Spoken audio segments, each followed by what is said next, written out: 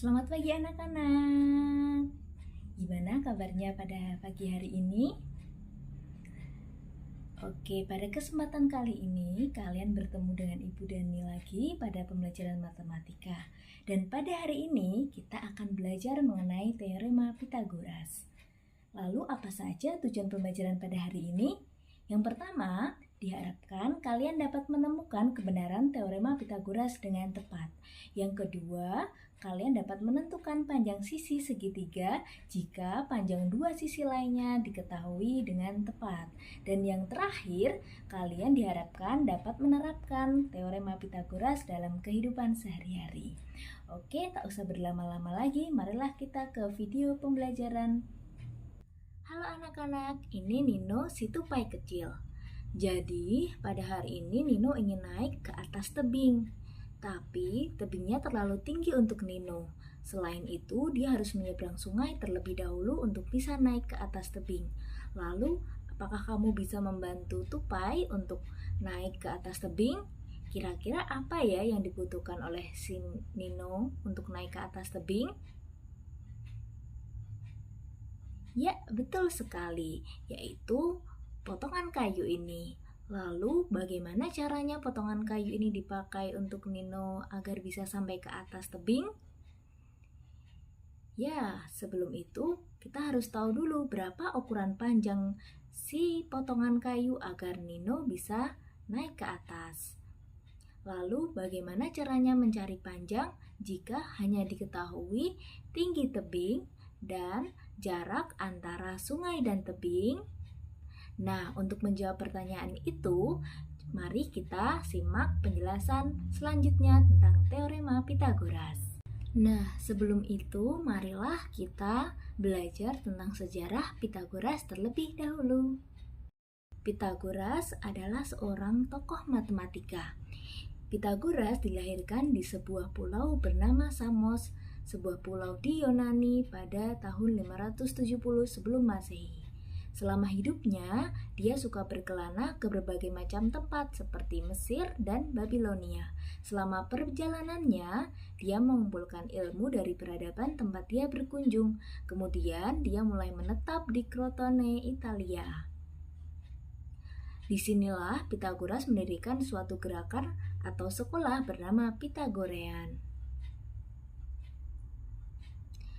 Di sekolahan ini, Pythagoras mengajarkan para pengikutnya bahwa segala sesuatu yang ada di alam semesta ini bisa dinyatakan dalam bilangan-bilangan.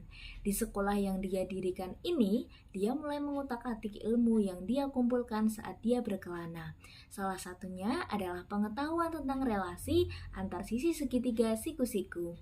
Berdasarkan catatan sejarah, orang-orang di peradaban Babilonia, Mesir, India, bahkan Cina kuno ternyata sudah memiliki pemahaman tentang relasi antar sisi-sisi segitiga siku-siku. Beberapa ribu tahun sebelum Pythagoras lahir, salah satu bukti sejarah adalah tablet milik peradaban Babilonia. Pada tablet ini tertulis banyak kombinasi 3 angka yang memenuhi syarat teorema Pythagoras atau sekarang yang kita sebut sebagai Pythagorean triple. Selanjutnya, kita akan melakukan pembuktian teorema Pythagoras. Nah, selanjutnya kita akan memindahkan 4 segitiga ini ke dalam sebuah persegi. Maka dari itu kita membutuhkan gambar persegi warna abu-abu ini. Lalu kita akan memindahkan segitiga siku-siku warna merah ke dalam persegi di sebelah kanan bawah.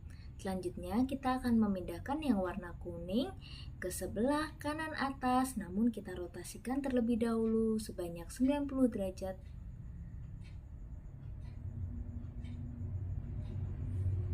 Lalu selanjutnya kita akan memindahkan segitiga warna hijau, lalu kita rotasikan sebesar 180 derajat.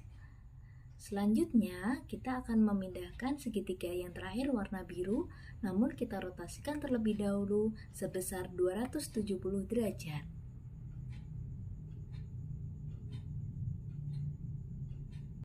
Nah, dari gambar persegi dan segitiga ini, apakah kamu menemukan suatu kesimpulan? Lalu bisakah kamu bentuk kesimpulan itu ke dalam bentuk matematika? Ya, kita ketahui bahwa persegi yang besar ini terdiri dari 4 segitiga siku-siku yang berwarna merah, kuning, biru, hijau, dan 1 persegi kecil berwarna abu-abu. Adapun sisinya itu terdiri dari A dan B. Lalu dapat kita ketahui bahwa luas persegi yang besar itu akan sama dengan luas persegi kecil ditambah 4 kali luas segitiga siku-siku. Yang mana luas persegi adalah sisi kali sisi sama dengan luas persegi kecil sisi kali sisi ditambah 4 kali setengah kali alas kali tinggi sebagai luas segitiga. Lalu akhirnya kita akan menemukan kesimpulan bahwa A kuadrat tambah B kuadrat sama dengan C kuadrat. Dan inilah teorema Pitagoras. Nah, selanjutnya kita akan melakukan pembuktian Pitagoras yang kedua, yaitu dengan cara pembuktian Pitagoras modern. Sebenarnya pembuktian ini berkesinambungan dengan pembuktian yang telah kita lakukan tadi, yang mana kita membutuhkan 4 segitiga yang sudah kita bentuk ke dalam persegi yang kita buktikan tadi. Lalu selanjutnya kita akan mengubah bentuk persegi yang sudah kita buat ke dalam bentuk lain, dan kita dapatkan kesimpulan bahwa persegi yang ada di tengah itu adalah rumusnya C pangkat 2. Lalu kita ubah bentuknya, persegi yang pertama menjadi persegi yang kedua. Lalu kita ketahui bahwa luas masing-masing dari persegi adalah C pangkat 2, A pangkat 2, dan B pangkat 2. Selanjutnya, dari kedua persegi ini dapat kita temukan suatu persamaan, yaitu luas persegi setelah diubah sama dengan luas persegi sebelum diubah. Lalu akhirnya kita akan menemukan kesimpulan bahwa A kuadrat tambah B kuadrat sama dengan C kuadrat. Dan inilah teorema Pitagoras. Lalu apa itu teorema Pitagoras? Nah, dari dua pembuktian tadi dapat kita temukan kesimpulan bahwa teorema Pitagoras adalah teorema yang menunjukkan hubungan panjang sisi-sisi pada segitiga siku-siku, yaitu A pangkat 2 ditambah B pangkat 2 sama dengan C pangkat 2 dengan bentuk segitiga, yaitu alasnya sebagai A, tingginya B, dan sisi miringnya sebagai C. Nah, sebagai tugas yang pertama, silahkan kalian melakukan percobaan pembuktian teorema Pitagoras sendiri. Maka selanjutnya akan Ibu tampilkan barcode untuk kalian scan dan kalian bisa mengaksesnya melalui GeoGebra. Dari situ kalian akan menemukan pembuktian teorema Pitagoras secara simulasi dengan melalui HP kalian sendiri-sendiri. Silahkan kalian screenshot terlebih dahulu barcode-nya ini. Kemudian nanti setelah video pembelajaran selesai, kalian bisa langsung membuka GeoGebra yang telah Ibu berikan. Selanjutnya, kita akan melihat bagaimana teorema Pitagoras digunakan dalam soal-soal. Nah, di sini sudah ada segitiga siku-siku, yaitu segitiga siku-siku ABC dengan alas 6 cm dan tinggi 8 cm. Lalu berapakah sisi miringnya atau sisi BC? Untuk mencari sisi BC, kita bisa menggunakan teorema Pitagoras yang sudah kita temukan tadi, yang mana rumus Pitagorasnya adalah A pangkat 2 ditambah B pangkat 2 sama dengan C pangkat 2. Lalu A sebagai alas yaitu AB dan B sebagai tingginya yaitu AC dan C sebagai sisi miringnya, yaitu BC.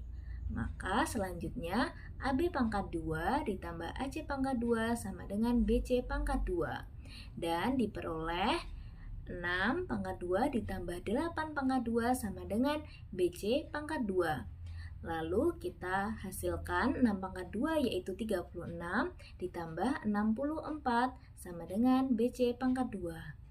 Hasil pertambahan yaitu 100, lalu sama dengan BC pangkat 2. Lalu selanjutnya kita lakukan akar pada 100 agar menemukan nilai BC, yang mana akar 100 adalah 10. Maka kita temukan nilai BC atau sisi miringnya adalah 10. Nah, selanjutnya kita akan kembali ke masalah Nino Situpai. Lalu bagaimana untuk menentukan panjang potongan kayu yang akan digunakan Nino untuk naik ke atas tebing? Dari potongan kayu yang ada, kita mengetahui bahwa jarak antara sungai sebagai alasnya dan selanjutnya tinggi tebing sebagai tingginya, dan jaraknya itu ketika kita hubungkan akan membentuk segitiga siku-siku. Lalu selanjutnya kita akan memberi nama segitiga ini menjadi segitiga ABC, yang mana AB sebagai alas dan AC sebagai tinggi, selanjutnya BC sebagai sisi miringnya. Maka dari itu kita bisa menggunakan teorema Pitagoras untuk mengetahui panjang BC. Nah, selanjutnya kita menggunakan teorema Pitagoras ini dan akan menghasilkan bahwa panjang BC adalah 17 cm. Nah, kalian coba bisa mengerjakan secara mandiri terlebih dahulu untuk mencari panjang BC, lalu bisa melihat video yang ada di tayangan ini untuk tahu jawabannya. Nah, selanjutnya inilah tampilan dari GeoGebra dalam membuktikan teorema Pitagoras yang sudah kalian pelajari tadi. Di sini terdapat 4 buah segitiga yang memiliki panjang yang sama dan merupakan segitiga siku-siku. Kalian bisa menarik dan merotasikan dari segitiga agar bisa untuk kita susun ke dalam persegi.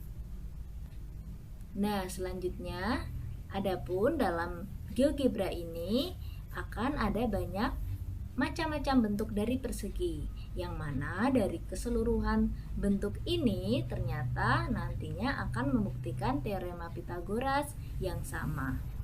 Oleh karena itu kalian bisa mengeksplorasi GeoGebra ini dan nantinya dapat kalian jawab pertanyaan dalam LKPD setelah melakukan pembuktian teorema Pitagoras melalui GeoGebra ini.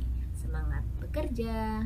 Nah, gimana anak-anak? Apakah kalian sudah lebih paham tentang teorema Pitagoras itu? Jika kalian masih belum paham, kalian bisa mencari sumber lain yang ada di internet. Selain itu, kalian bisa mencari video-video pembelajaran juga yang ada di YouTube.